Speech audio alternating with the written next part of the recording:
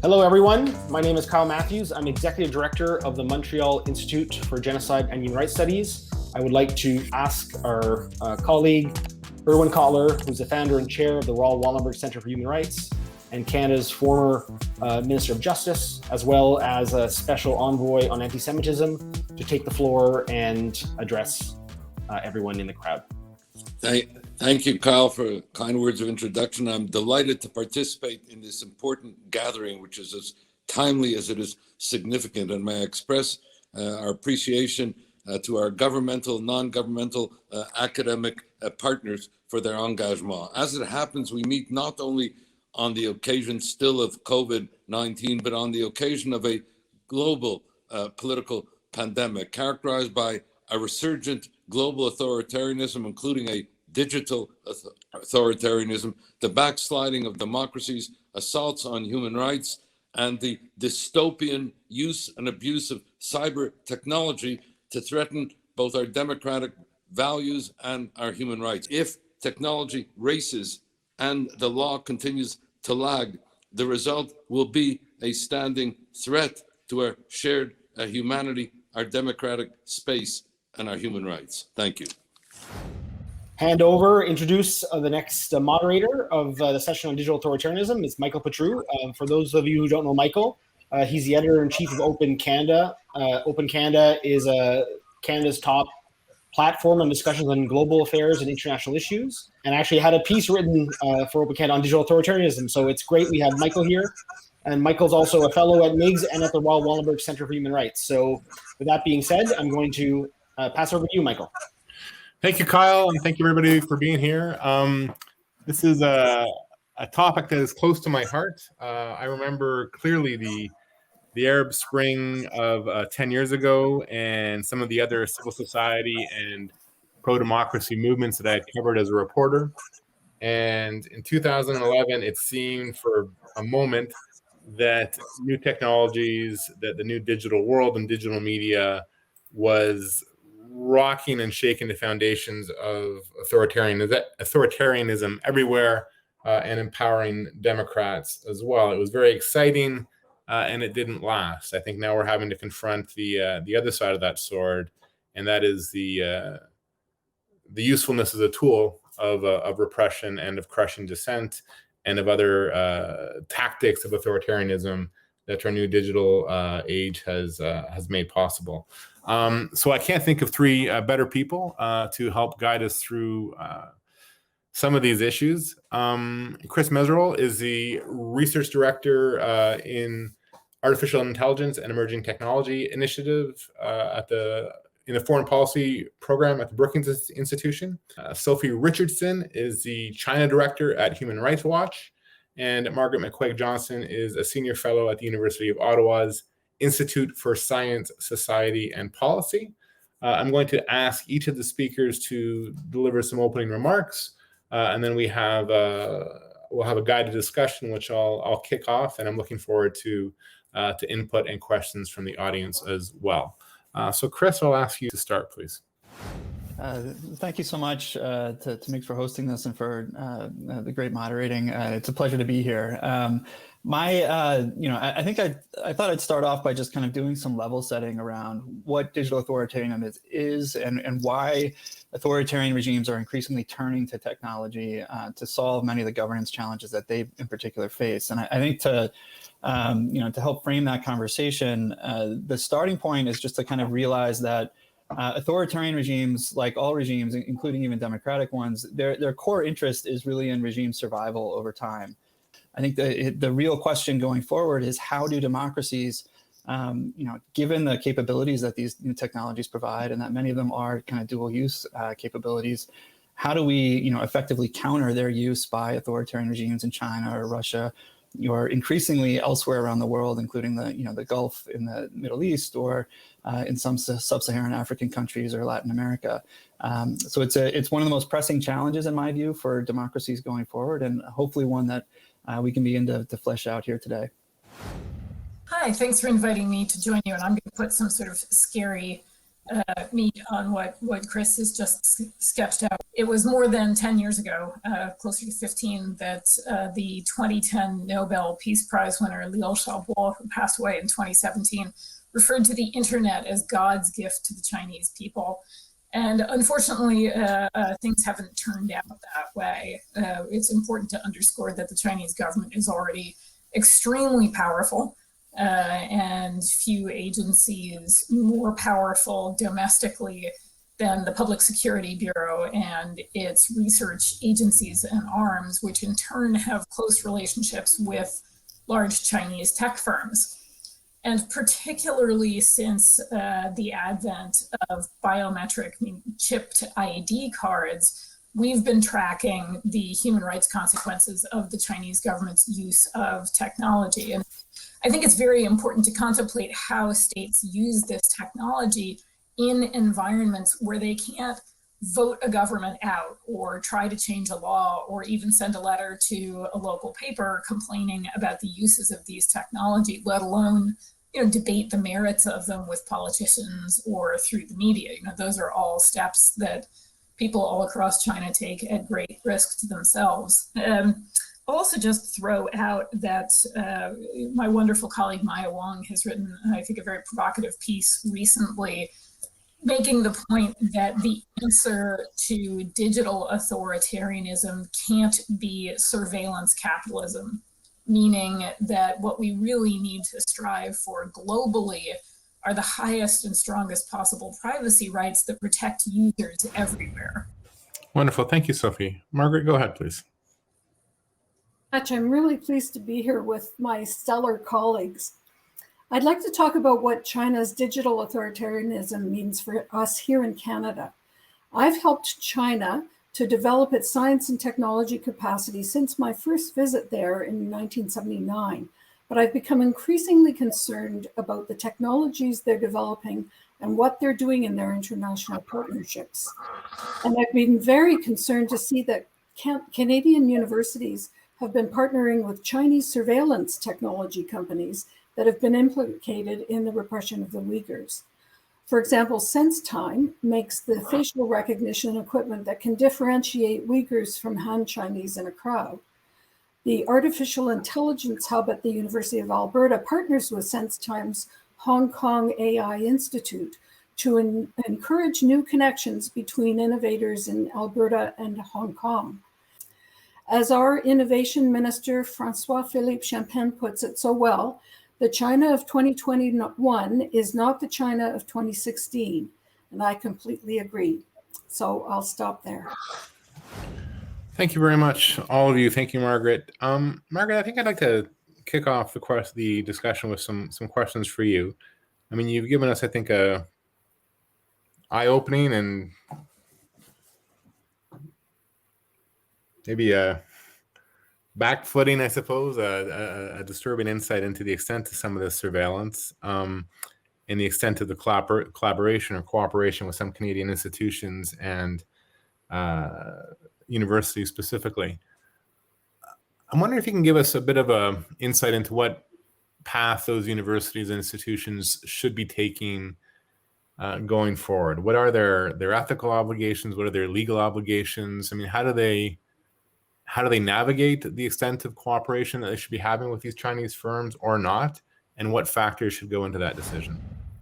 Yeah, that's a really important question. And that's really what the federal government and the Alberta government are grappling with right now.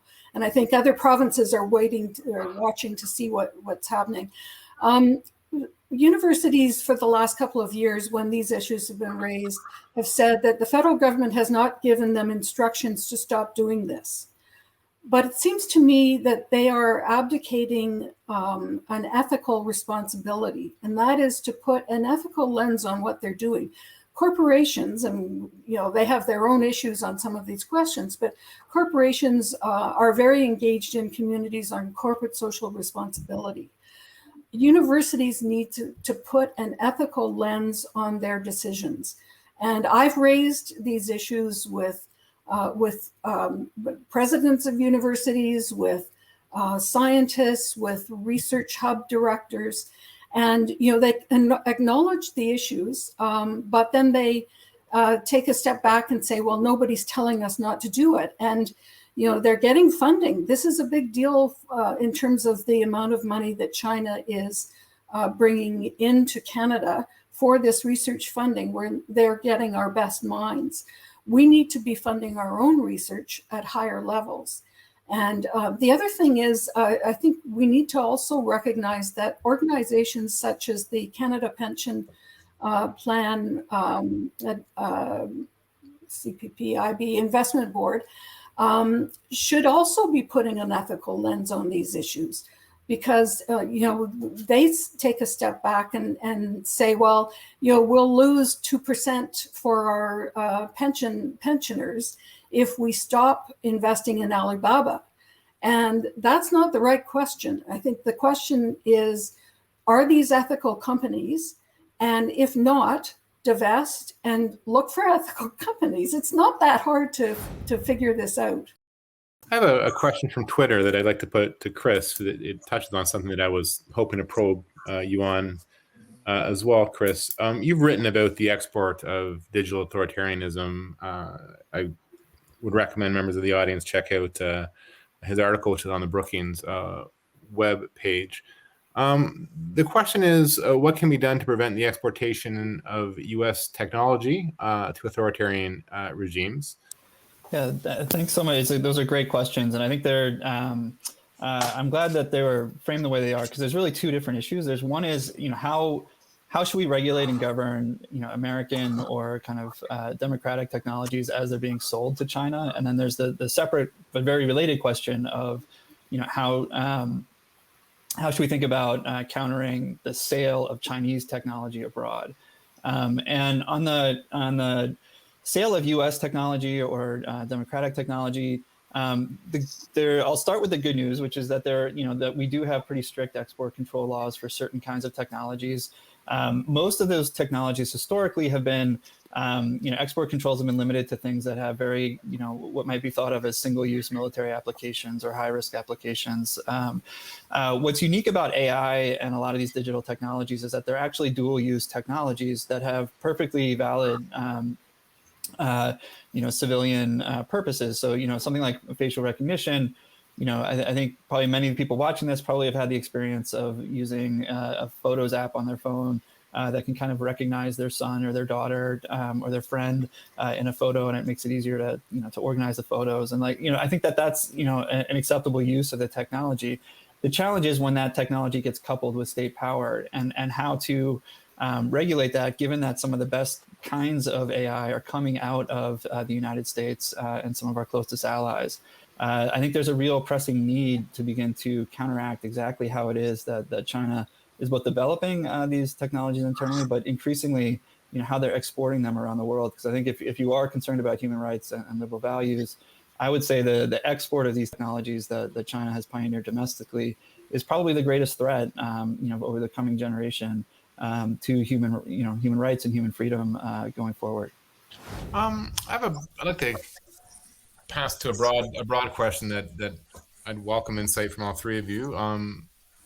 Questions from Twitter: how serious are Western democracies in confronting this challenge? Are we being proactive or just reactive?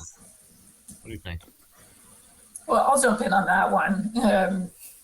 We certainly think, as I said earlier, that we want to see democracies take the lead and do things like seriously consider bans on facial recognition software, which we slowly started to see individual jurisdictions in some countries do, and pursue very strong regimes of privacy rights. But in a way, I would answer some of the previous questions not so much about countries per se as whether the necessary rights protections are in place to make sure that that citizens and human beings, individuals, voters, are setting the standards around privacy rights rather than companies, imposing them and then leaving it to citizens to fight out whether that's appropriate or not. And I think a lot of the success of governments in Canada and the US and the EU will depend not just on finding ways to reject companies that are deeply implicated in human rights violations, because who wants to support that, but also in imposing pretty strict standards on the companies that are based in those countries as well. That's I think we have to see both sides of that equation before giving anybody a prize for seriousness. Thank you. I would just add that I think we need to ensure that our governments are looking very realistically at China and what it's doing and what it could become over 20 years. And they're certainly having these conversations about how to confront what they're seeing from China today.